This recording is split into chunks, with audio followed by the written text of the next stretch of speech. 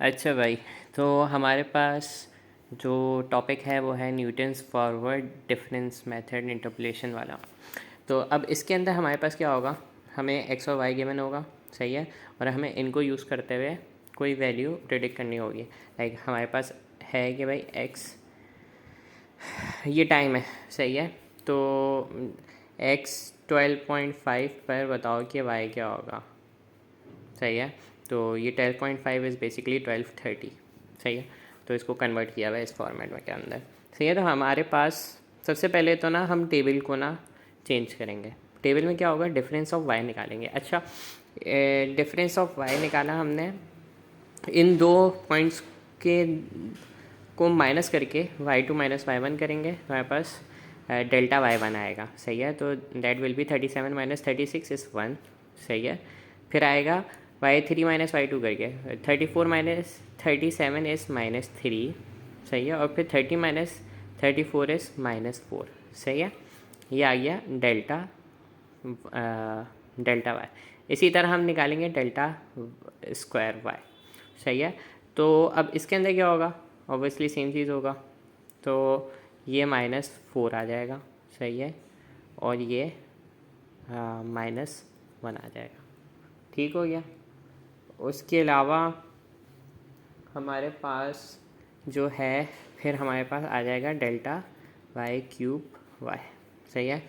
तो ये हमने निकाला, दैट विल बी +3, सही है।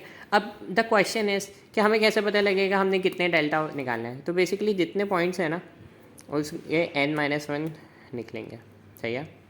तो यहाँ पे 4 पॉइंट्स थे ना, तो 4 - 1 3, तो 3 हमारे पास डेल्टा का डिफरेंसेस निकलेगा y का, तो ये हमारे पास होता है, सही है।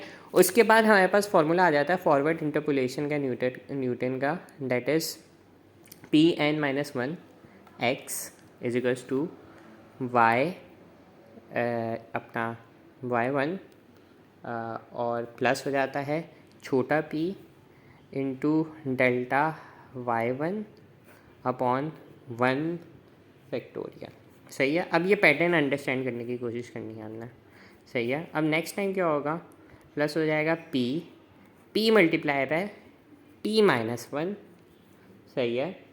उसके बाद delta square y1 upon 2 factorial plus p into p-1 p-2 delta cube y1 upon 3 factorial, सही है, एंड सो ऑन, सही है। इन आवर केस हमारे पास p3 है ना, तो यहाँ तक ही जाएंगे, सही है। ये चीज़ अंडरस्टैंड करनी है। हमारे पास क्या हो रहा है, पहली दफ़ा में इनिशियली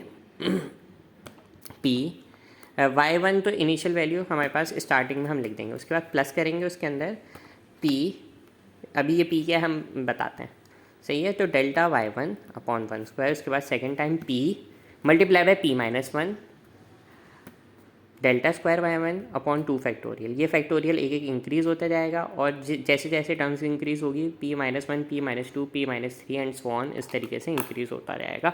और इसी तरह अपना ये डेल्टा स्क्वायर की पावर भी इंक्रीज़ होती जाएगी।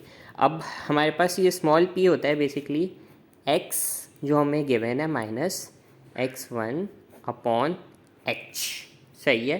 तो x क्या है हमारे पास 12.5, -x1 क्या है हमारे पास 12, सही है, 12/x1 तो 12 आ गया, सही है। h क्या है, h is the common difference between the terms of x। जैसे नंबर सीक्वेंस के अंदर हम निकालते थे ना टर्म डिफरेंस, हर टर्म के पीछे अरिथमेटिक सीरीज़ के अंदर कितना डिफरेंस है, तो ये वो वाली चीज़ है। तो 15 - 12 3, 18 - 15 3, 21 - 18 3, तो कॉमन डिफरेंस क्या है 3, तो ये वो वाली चीज़ है अपॉन 3। तो ये हो जाएगा 0.5/3 इज इक्वल्स टू 0.167, हमारे पास ये आ जाएगा। अब इसको फॉर्मूले में पुट करते हैं, उसको सॉल्व करते हैं, तो हमें आंसर पता लग जाएगा, तो हमारी प्रैक्टिस पे जाएगी। P3 एन कितने तो 4, तो पॉलिनॉमियल डिग्री 3 है, 12.5 के लिए हम कैलकुलेट कर रहे हैं, सही है।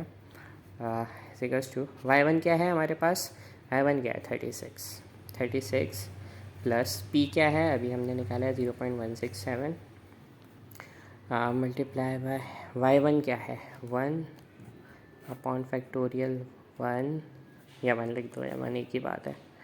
Doesn't make a difference. 0.167 into 0.167 minus 1 upon 2 factorial into delta square का 1 y1 is basically -4. तो ये डेल्टा स्क्वायर y की वैल्यू ने ये y1 हो जाएगा, ऑब्वियसली ये y2 हो जाएगा एंड सो ऑन. सही है.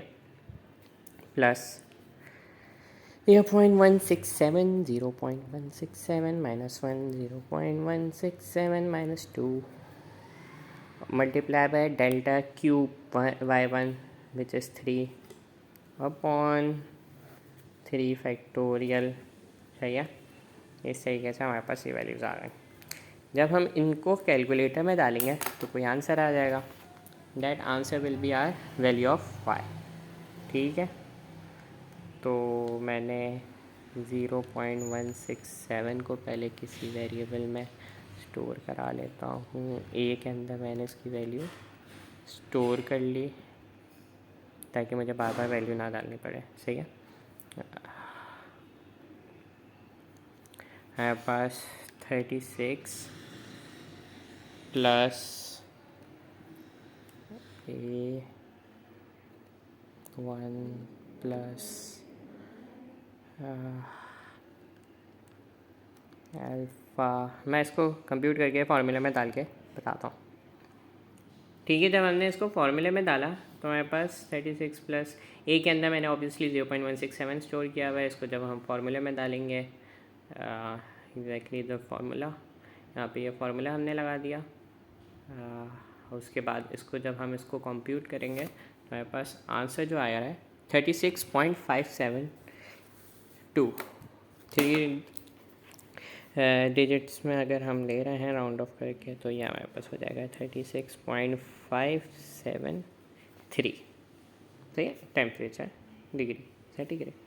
ये हमारे पास हो गया न्यूटन्स का फॉरवर्ड डिफरेंस मेथड. ओके. बस इतनी चीज़ है कि हमने सिंपल इस तरीके से इसको कंप्यूट करना.